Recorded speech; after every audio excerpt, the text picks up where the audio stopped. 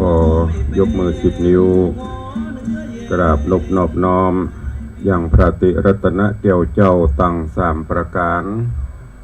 อันมีพระพุทธเจ้าพระสัทธรรมเจ้าพระสังฆเจ้าอันเป็นสรณะที่เปิงตีเคารพนับถืออันสูงสุดในชีวิตกราบคารวะแตบไตไวสาปารมีธรรมพระมหาเถรานุเถระเจ้าคณะพระสังฆาธิการภิกขุสงฆ์องค์สามเณรจุตนจุองค์โดยความเคารพเจริญสุขเจริญปอนพอออกไม่ออกศรัทธานาบุญตินจองห้องวัดจุหนุ่มเท่าใจยิง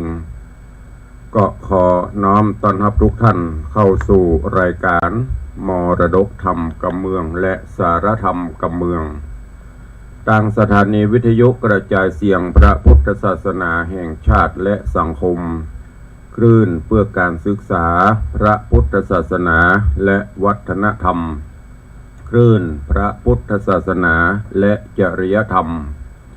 ส่งสัญญาณกระจายเสียงจากสถานีวิทยุวัดฝ่ายหินตำบลสุเทพอำเภอเมืองจังหวัดเชียงใหม่ในระบบคลื่นความถี่ FM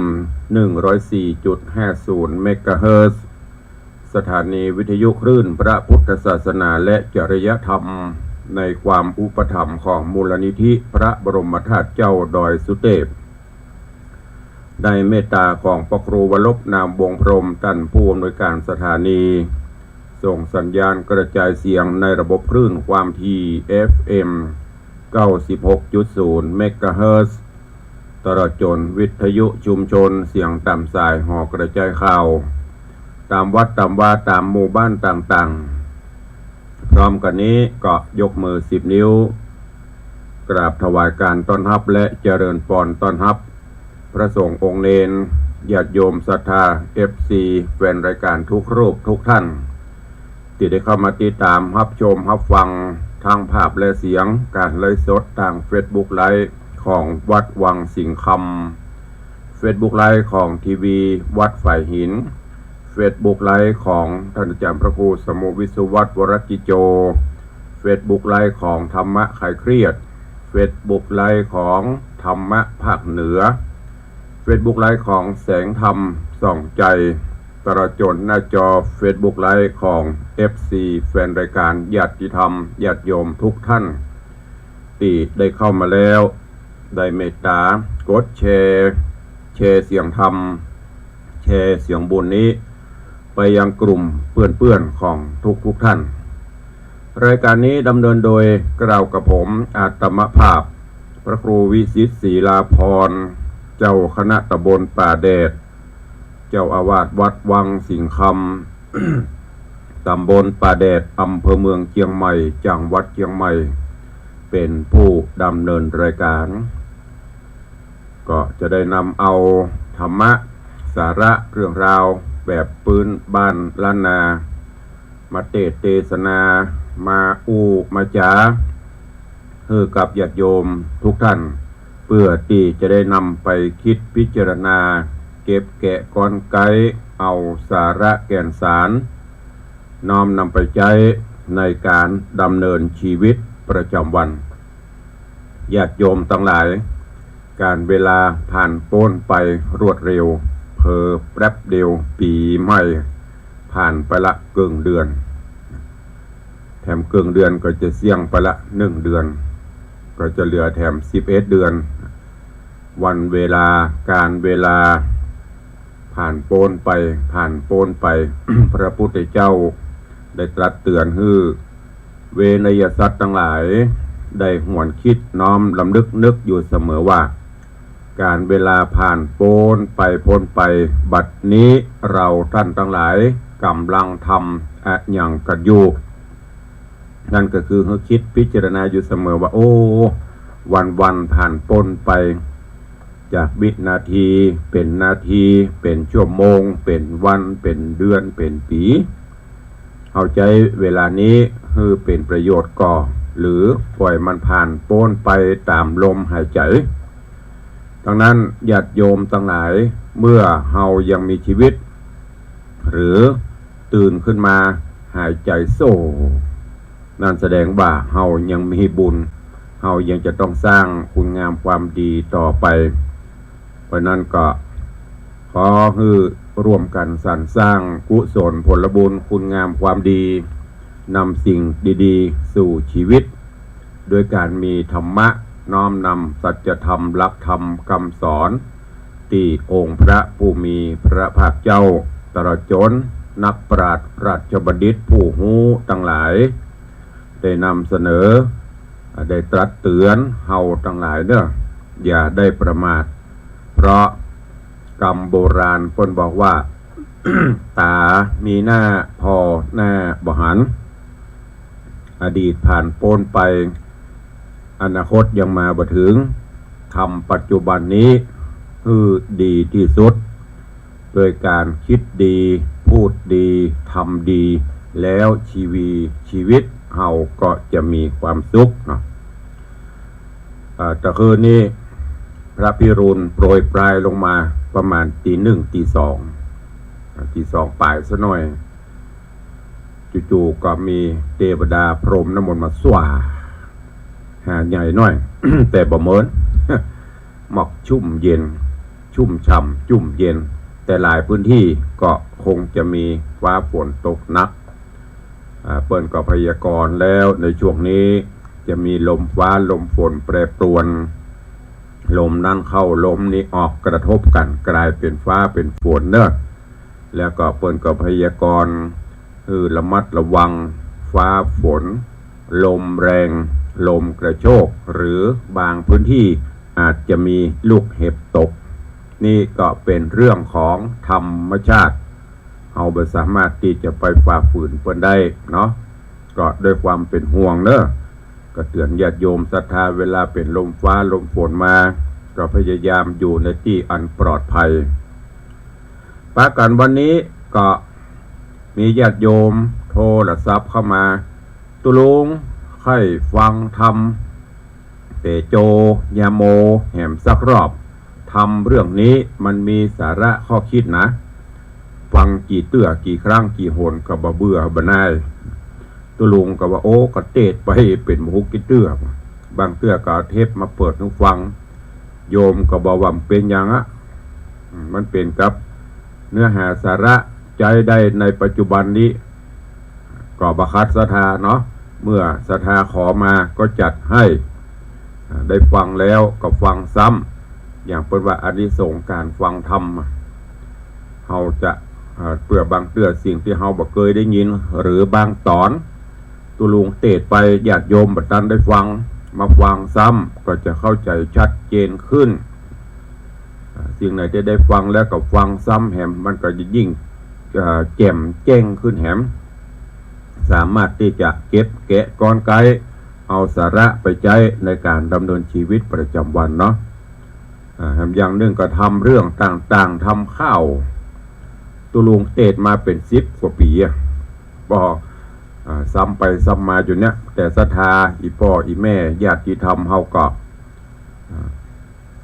ฟังกันไปก็บ่บ่นกันมันจะมวนปีกมาที่เก่าพ่องก็บ่เป็นอย่างเนาะเพราะนั้นวันนี้ก็ฉลองศรัทธาญาติโยมเด้อฉลองศรัทธาญาติโยมทางติดขอมาก็ดีไม่ได้ขอมาก็ดีในเรื่องของเตโจยาโมอันเป็นธรรมะที่ใจได้ในครอบครัว ระหว่างกู้ผัวตัวเมียในธรรมเรื่องนี้จะมีกู้เปรียบเทียบอยู่2กู้หนึ่งจะเป็นกู้ที่อยู่ด้วยกันบ่มีความสุข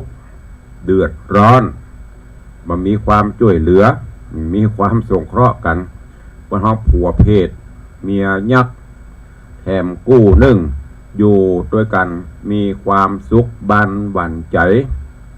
บ้านเย็นห่อเย็นม่วนบ่ได้ยินเสียงพิษเสียงด่ากันสักเตื้อแม้กระทั่งป่อเพิ่นมาจ้างก็ยังเอาเตื้อดังนั้นเชิญชวนทุกท่านเด้อทางต่าง Facebook ไลฟ์ทางต่างบ้านต่างจองฟังพระธรรมเทศนาเรื่องนี้แล้วก็เก็บแกะกลไกเอาสาระแก่นสาร ไปใช้ในการดำเนินชีวิตประจำวันณโอกาสบัดนี้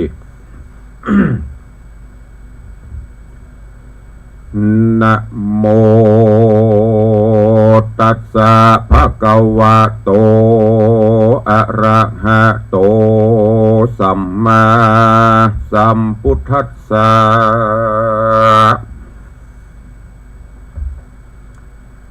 ธัมมจาริสุขังเสติสาทะโวดุราสัพพุริสะทั้งหลายศรัทธาอันว่าพระสัพพัญญูตนเป็นครูวิเศษตัดกิเลสได้แล้วจริงได้ชื่อว่าแก้วสัพพัญญูปางเมื่อใดฉันกินหมูง้วนเขาพระเป็นเจ้าปั่นเววนมันมาพระจนตอบใจปิดง้วนให้สวนในองค์ด้านจริงได้โป้งสังขารใกล้จับนิพพานมาหอดจริงปาเอาพระอานนท์ยอดผู้เป็นน้องเสด็จจากห้องวิหารหอบินสานยามรุ่งคอนไปลอดห้องดงดำเพราะเวรกรรมมารอดจริงยังจอดอยู่ฝั่งแม่น้ำคงคาพระพุทธายินลำบากปิดง้วนหากเหลือใจจริงฮืออานนท์ไปตักเอาน้ำใกล้ฝั่งกำนาเตพระอานนท์ก็ย่ออัญจุลีขับไว้หับเอาบาทแห่งพระเงาไทยไปสู่แม่น้ำคงคามาปูนดีสังกาเจนลำหันแม่น้ำขุนโมหัวดำจิงตักเอาน้ำมาตึงขุนโดยมุกมุ่นมัวดำจิงตักขึ้นมาไปบนน้ำอันนานบันโดนใสดังเก่าจิงตักเอามาแถมเหล่าน้ำก็ซ้ำมาขุนมัวดำรอยเป็นกรรมวิบากในอดีตชาติแล้วปูนอัศจรรย์เต้ใบจริงกับใบพระสัพพัญญูว่าพันนาเตภะกวาคาเดพระพุทธเจ้าตนเป็นปิ่นเกลาชื่อว่าสัทธาข้านี้ยินสังกายิงลำอันว่าน้ำนั้นเหมือนดังมีจิตใจแย้มเมื่อข้าลงไปก็หันคุณเป็นมุกมุ่นมัวดำการตักขึ้นมาเต้ก็หันใสงามจะย้อนผู้ข้าบ่หอนเกยหันจักเป็นสันใดเล่านิจามสัทธายามนั้นพระสัพพัญญูตนวิเศษจริงเราเก้าเหตุแต่เมื่อปังลางอติตังกรรมเว้นปางก่อนบ่หอนเว้นใดและอานนท์ต้านจุงโหนขึ้นไปตักเอามาเตอะเฮาจับฉันบัดนี้แหละนามพระมหาอานนท์จริงไว้ว่าพันเตมข้าแด่พระพุทธเจ้าขอจุ่มเทศนาเล่าอติตาม ใครขี้ญากรรมเบนอันใดกระทำมาปางก่อนฮือแก่ผู้ขมอนได้ฟังจำชื่อไว้เป็นไม้ใต้สองโลกาจุงขุนนาแดเตสัทธาอันว่าพระพุทธเจ้าจิงเตสนาวาดุราอนันตะอารติเตกาเลสในกาลละอันนานล่วงแล้วยังมีสหายแก้วสองคน ได้เอาตนไว้นาจุติจากจันฟ้าเมืองบนเอาตนดงมาเกิดในกำเนิดเมืองโคนตกอับโจรลำยิ่งบ่มีสมบัติค่อนขิงสักคนปีเดือนและวันปันไข้แง้มนั่นสองเจ้าก็ใหญ่ขึ้นมา จริงได้จะไหวล่อเอากันเป็นเกี้ยวมิดเกี้ยวต่อสหายว่ากันเฮาสองคนใหญ่ขึ้นมาไปนากันว่าพูดใดได้ตกถอยจ้าทารุณ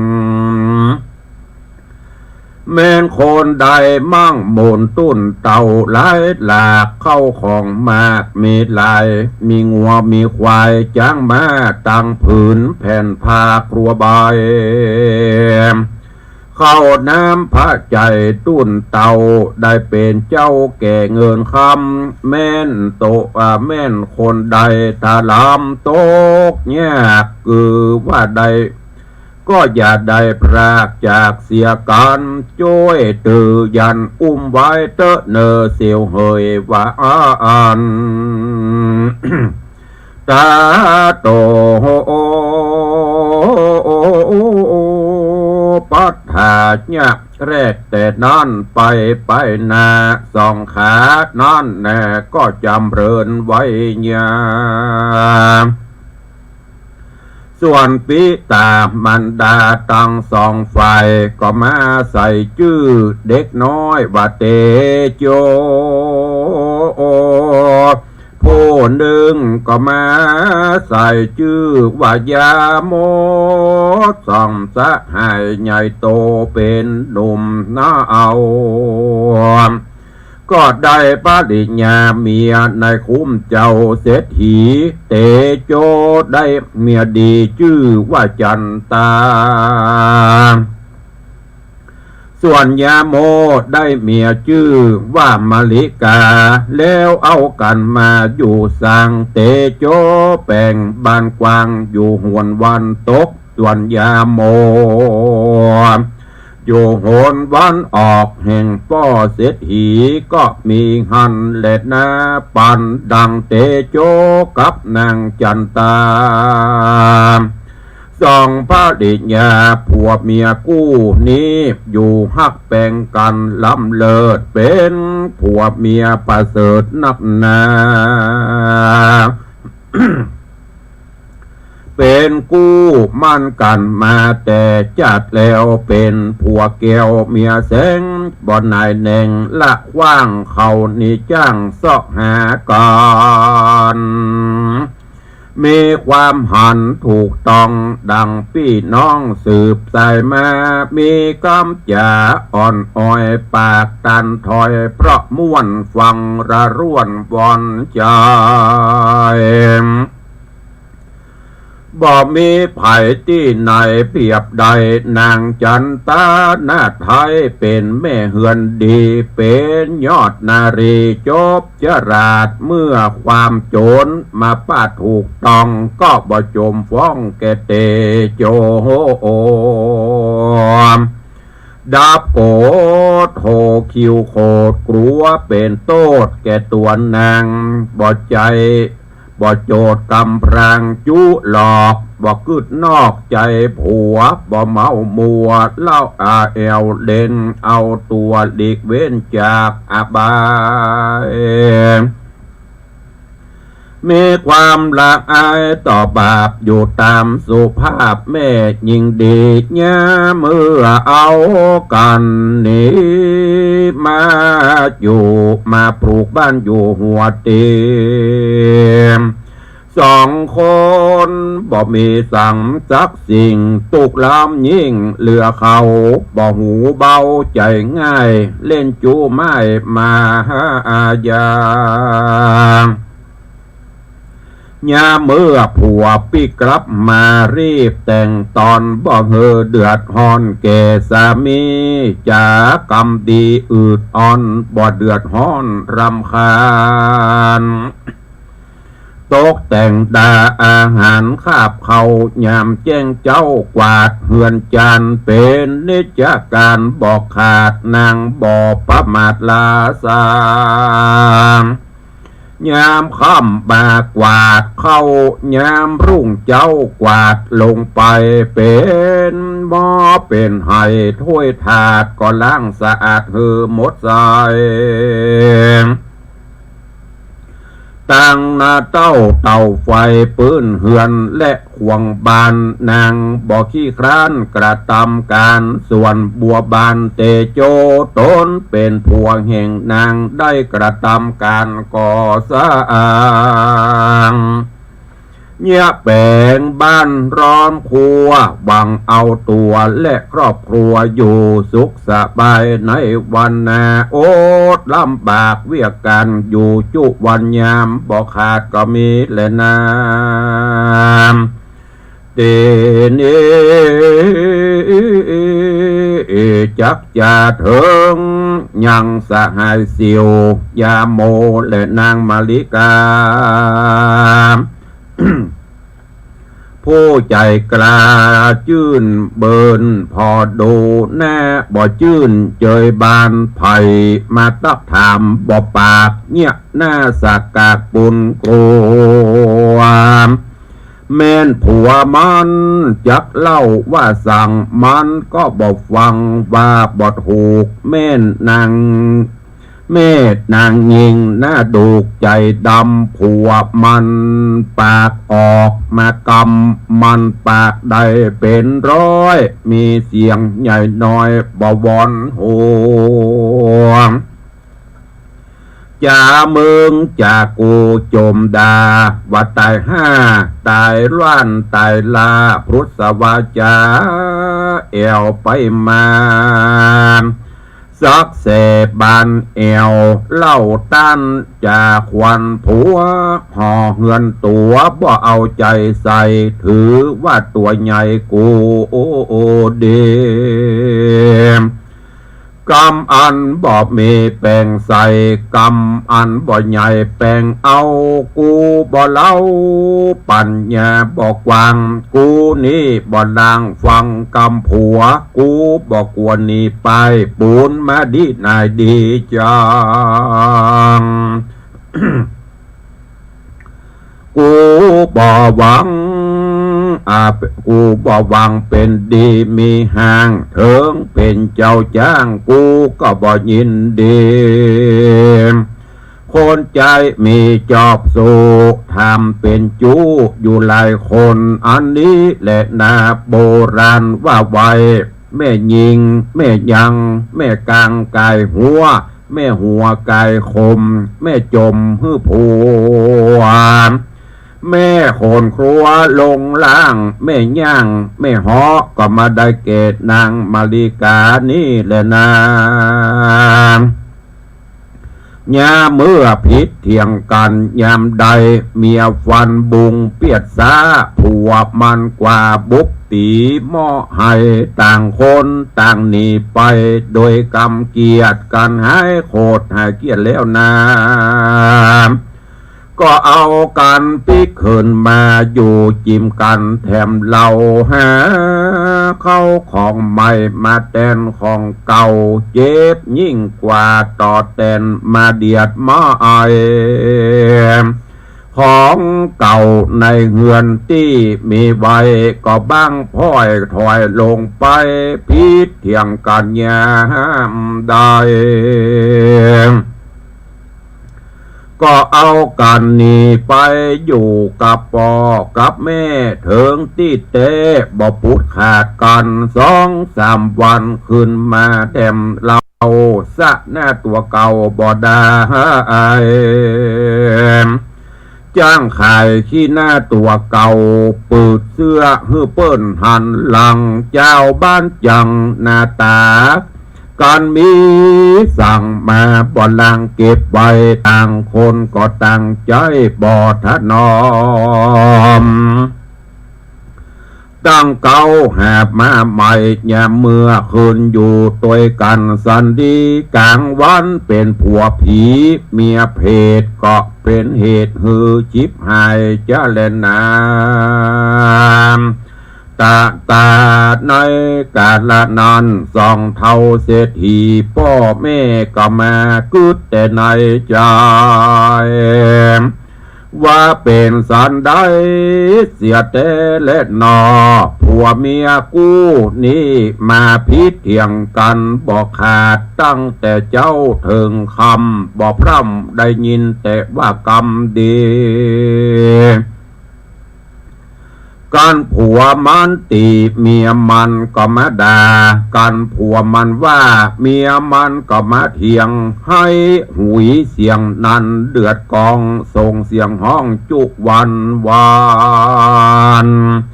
เขานี้จ้างมาเสาะหากันแต่ตักผัวเป็นผี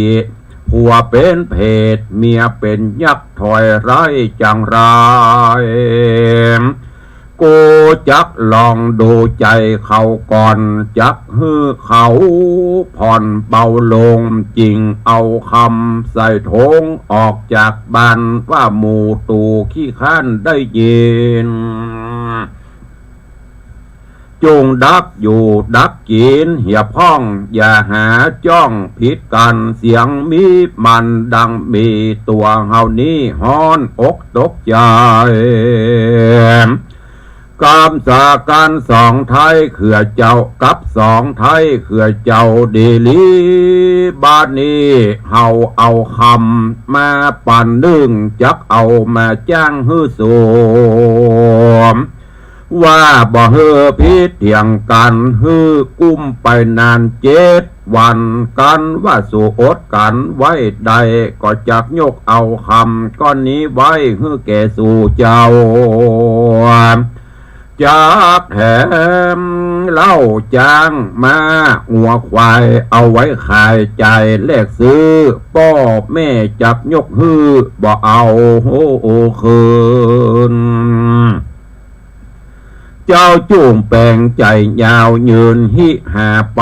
ตั้งนาแม่นจะขายแลกะก็ฮื้อได้กำให้งา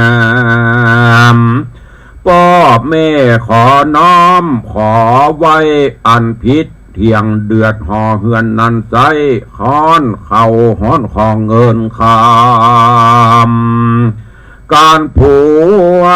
เป็นมินเมียซ้ำมาดำแม่นมีเงินคำมากเต้าใดมันก็จักอยู่บ่ใดนานไปฮอนแสบไม่ดังไฟลนกันสอกันสู้อดทนบ่ได้แต่คำก้อนนี้อย่าได้ฮับเอาไว้จุงได้รีบนำส่งคืนมาแก่เฮาเตอะเนอ ถาดนั้นมาแถมวันหนึ่งก็เอาคำแถมปันหนึ่งไปสู่บ้านแห่งเตโจและจันตาแล้วเจียนจากล่าวว่าดูราเตโจเฮยพ่อแม่สองเท่าสั่งมาม่วนงานใจว่าสู่เจ้าอยู่กันสันใดลำเจนสั่งมาดักเย็นม่วนโหมดังเลงดูนี้เหมือนเหือนบ่มีคนหรือว่าสู่ตกโจรลำบากทะรงตุกยากเหลือใจอดกลั้นอาหารคาบมือบ่มีเงินไปจ่ายซื้อนำมาย่างของปุญจาคาบเข้าตังเข้าน้ำปัจจัยบาดนี้พ่อเอาคำป่าเอาคำปันใส่มาฮื้อไว้ใจซื้อกินไป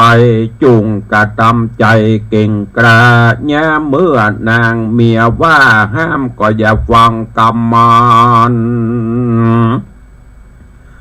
พ่อแม่นี้ก็มาใคร่หันยังสู่เจ้าตั้งสองได้ใคร่ได้ยินลูกเต่าพิษเถียงกันใน7 วันไปนาจักแถมจ้างมาวัวควาย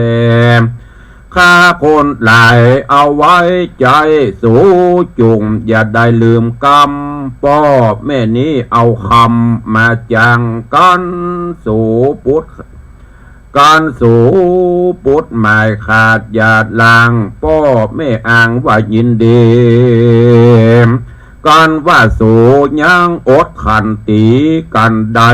คำก้อนนี้ใส่ปันหนึ่งนี้อย่าอำลีลวงนายจงรีบไวคืนส่งฮือแก่พ่อแม่เร็วเตอะกัน2 คนเสียทีเอาคำจังเตโจฮือพิษเถียงกันฮือพิษเถียงเมียแล้วก็รีบพิคืนเฮือนตนก็มีวันนั้นแหละนานิติตังขีญาสังวันนาวิเศษจาห้องเหตุธรรมเทศนาเตโจยาโมตอนที่ 1ก็บังโกมสมเร็จเสด็จพระธรรมเทศนาปืนเมืองเหนือเรื่องเตโจยาโมจบไป1 ตอนวันนี้ผูกที่ 1ตอนที่ 1ซึ่งก็ยังที่ตุลุงบอกไปแต่ต้นจะลองศรัทธาญาติโยมที่ขอฟังซ้ำอยากฟังซ้ำก็จัดฮือฟังแล้วก็จะไปลืมอย่างที่ได้บอกไปเก็บเอาสารธรรมน้อมนำไปใช้ในการดำเนินชีวิตประจำวันซึ่งปฐมเหตุเรื่องเตโจยาโมที่ได้นำมาเทศในวันนี้เบื้องต้นแต่เดิมองค์พระผู้มีพระภาคเจ้ากับพระอานนท์ซึ่งอย่างในธรรมเพิ่นได้กล่าวไว้ก็พระพุทธเจ้าได้ฉันกินหมูหรือว่าปิดง้วนหมูพอดีมันเป็นของแสลงกับพระองค์จะได้หัวก็เกิดความประม่วนพระอานนท์ก็หันพระองค์ตุกขเวได้รับความตุกก็หอนอกตกใจแล้วก็จะไปตักน้ำคือพระองค์ได้ฉันเอาบาตรไปตักน้ำในห้านก็ตักขึ้นมาก็ไม่อย่างมาคุณตักขึ้นมาก็คุณพอตักโป้นขึ้นมาแล้วใสตักขึ้นก็คุณแฮมแต่รับไปเนี่ยพระพุทธองค์ก็บอกไปยังตักมาเตอะเขาจะฉันเขาจะกิน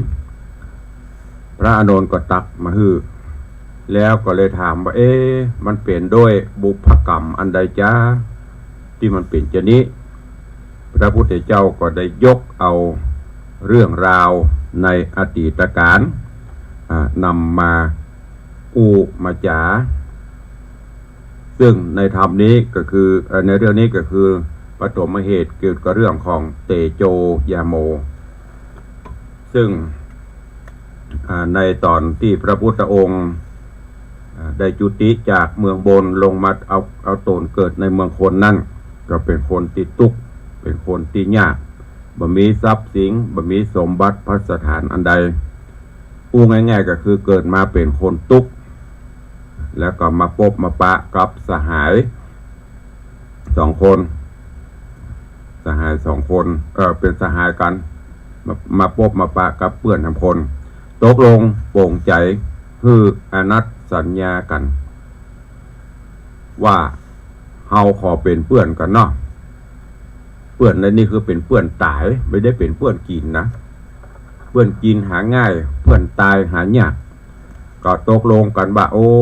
เฮาเป็นเพื่อนเป็นฝูงกันในอนาคตการไปหน้าหากแม้นไผได้ดิบได้ดีก็ขอให้จะไปละกันเนอะช่วยกัน ผลักดันช่วยกันจูงช่วยกันดึงกันขึ้นเนอะข้าได้ดีข้าก็จะช่วยสูได้ดีก็ให้สูช่วยข้าลืมบอกไปถึงสองนี่ก็คือเตโจกับยาโมเป็นเพื่อนฮักกันตกลงปลงใจกันมีอนัตสัญญาใจต่อกันจากนั้นถึงสองก็ไปได้กู้ได้กิมแล้วก็ไปปักหลักปักฐานระหว่างหัวบ้านห่างบ้านมีป่อเศรษฐีอยู่ตรงกลางเตโจได้กับจันตายาโมไปได้กับมลิกาเนี่ยจะเป็นปฐมเรื่องของกู้หัวแก้วเมียแสงกู้หัวเพศเมียยักษ์เนอะในตอนนี้ถึงสองเริ่มอยู่ด้วยกันละกู้ของอัน เตโจกับจันตาอันนี้เป็นผัวแก้วเมียแสงอูม่วนจาวานใจกันมีกำโผดบ่มีกำเกียรติยิ้มแย้มแจ่มใสดักปิ้งบ้านเย็นเมืองเย็นแถมกู้หนึ่งก็คือยาโมกับมาริกากู้นี้เป็นผัวเพศเมียยักษ์เดือดกันเหมือนหม้อขี้ข้วมอู้กันบะถึง3 กรรม 7 กรรมเอาละพิษหัวกันเป็นคิงเป็นห้าเป็นมึงเป็นกูป้อเสียถีซึ่งอยู่ตรงกลางเงี่ยงซ้ายเงี่ยงขวาได้ยินหูว่าดักหูเย็นใจเงี่ยงไปทางซ้ายพิษหัวกันจะเงี่ยจะได้ก็เลยเอาทองคำนี่นะปันหนึ่งจะกี่บาทหัวเนอะปันนี่นะไปบ้านอันเตโจกับจันตาแล้วก็ไปบ้านของยาโมกับมลิกา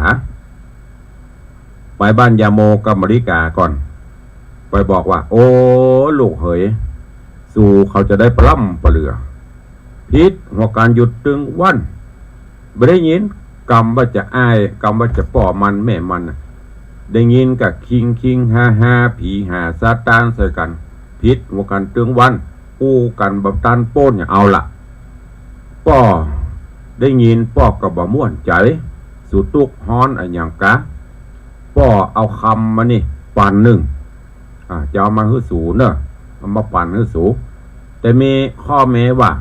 ขอฮื้อดักหูเย็นใจอู้ม่วนจาวานกันสัก7 วันก็พอละ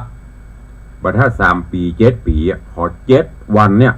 เมื่อบ้านสู่เมื่อเฮือนสู่ดักเย็นอู้ม่วนจาวานยิ้มแย้มแจ่มใสกันเนอะถ้าสู่ปฏิบัติได้เงินคำเนี่ยปันนี่ป้อนยกฮื้อแล้วก็ยังจะมีงัวควายจ้างม้าอย่างต่างๆตัวมาแหมเนอะแต่ถ้าหากว่าสูรักษากันมาได้หรือว่าปฏิบัติมาได้คำปันนี้ต้องเอาคืนหลังจากนั้นแล้วก็ไปบ้านของเตโจกับจันตาเตโจกับจันตาซึ่งเป็นผัวแก้วเมียแสงก็ไปบอกโอ้ลูกเหยนี่อย่างกับลูกดักปิงสุตุกสุญญะอย่างกะพ่อบ่ได้ยินเสียงเสียงพอบ้านหำดักปิงเย็นวอยเหมือนยังมีโคนอยู่อย่างลูกมีอย่างกินกะตกละกรรมลำบากอย่าง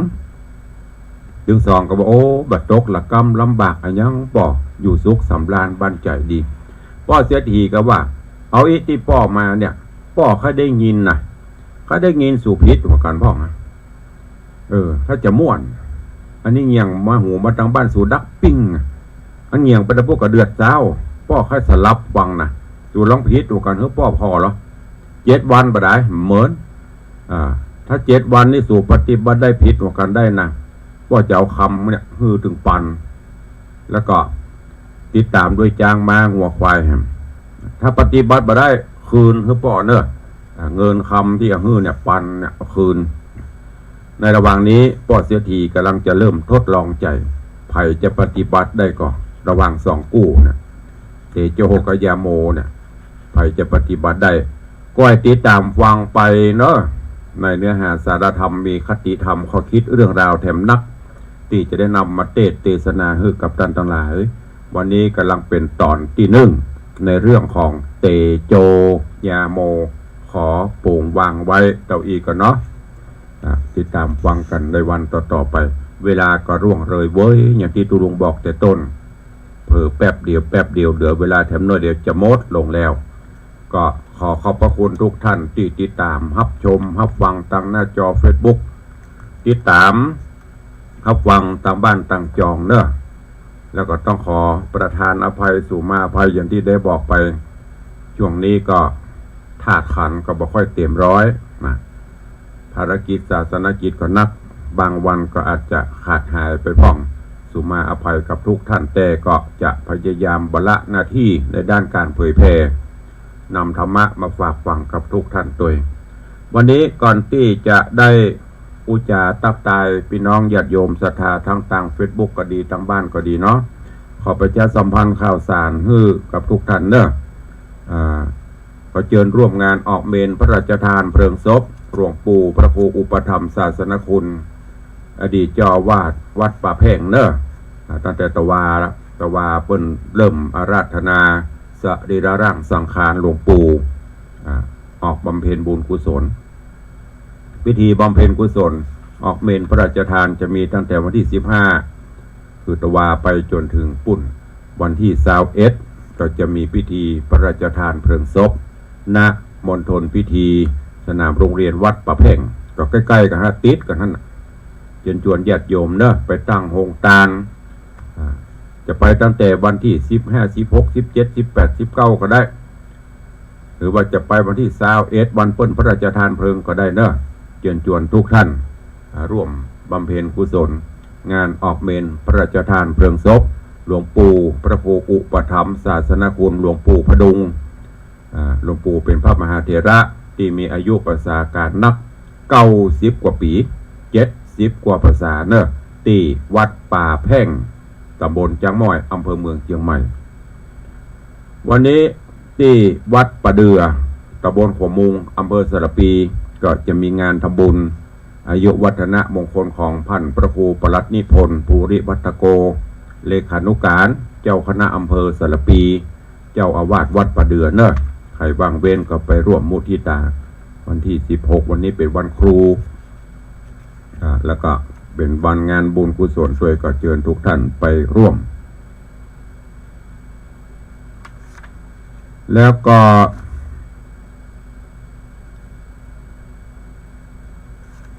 มีงานวันที่22 งานทำบุญอายุวัฒนมงคลของพระเดชพระคุณหลวงพ่อท่านเจ้าคุณพระภาวนาธรรมาภิรัตน์เจ้าคณะอำเภอเมืองเชียงใหม่เจ้าวัดวัดลำเปิงตะโปธารามเนอะวันที่22 23ก็เชิญทุก21 22เชิญไปร่วมงานมุทิตาสักการะอายุวัฒนมงคลของพระเดชพระคุณหลวงพ่อ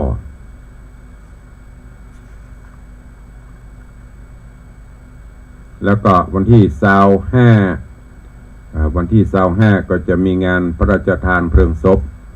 ที่วัดบ้านน้อยอำเภอสันกระแปงก็เชิญไปร่วมงานด้วยกันเนาะเดี๋ยวตุลุงก็จะก้อยประชาสัมพันธ์ไปเนอะก็ขออนุญาตไปตักตายตั้งบ้านตั้งจองเวลากระบวยก็เดี๋ยวจะหมดเวลาละแล้วก็จะได้มาตักตั้งบ้านตั้งสถานี วิทยุเนาะก็เจริญปอนต้อนรับญาติโยมทั้งหลายเนอะเจริญปอนคุโยมสลินทิพย์บุญเลิศกราบไหว้สาธุเจ้าเจริญ